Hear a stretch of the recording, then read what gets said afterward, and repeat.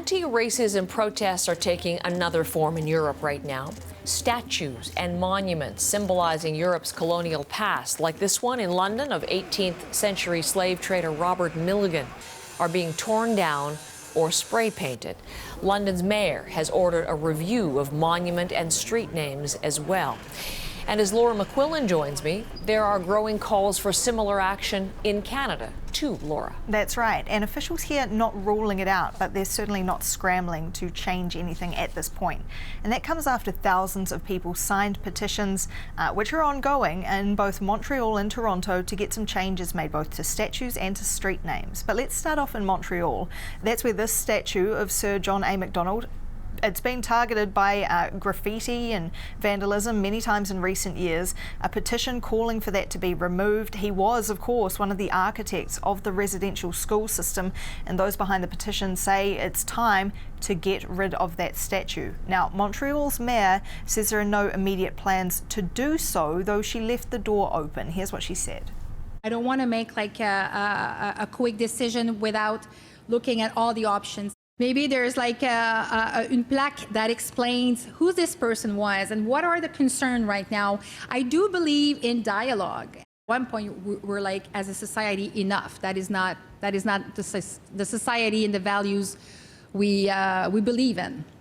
And you heard the mention there of potentially putting a plaque next to it. Well, that's something that happened at Ryerson University here in Toronto a few years ago because of this statue of Egerton Ryerson, again, one of those who helped shape the policy on residential schools, renewed calls to get rid of that statue despite that plaque that notes his role in cultural genocide in Canada.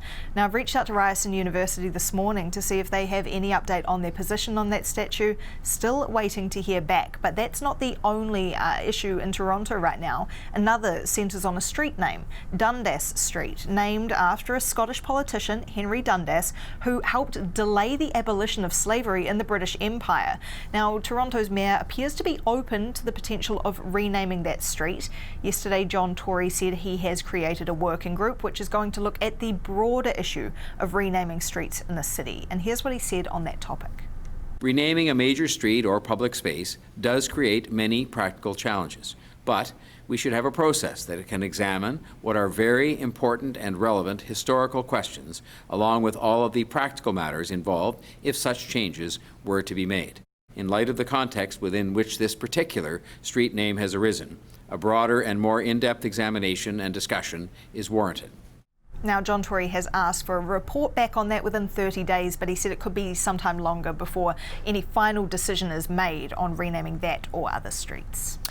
We have put this issue to our viewers, Laura, and always getting a range of opinion this morning. So what are we hearing on the whole push to either get rid of monuments or statues or rename? As you'd expect, it is pretty divisive. So I'll start you off with Philip Rohde, who has written into us this morning, and he says that we shouldn't remove statues. He emailed us saying we remove statues and forget. He said the last thing we need to do in this time of inclusivity is forget the past.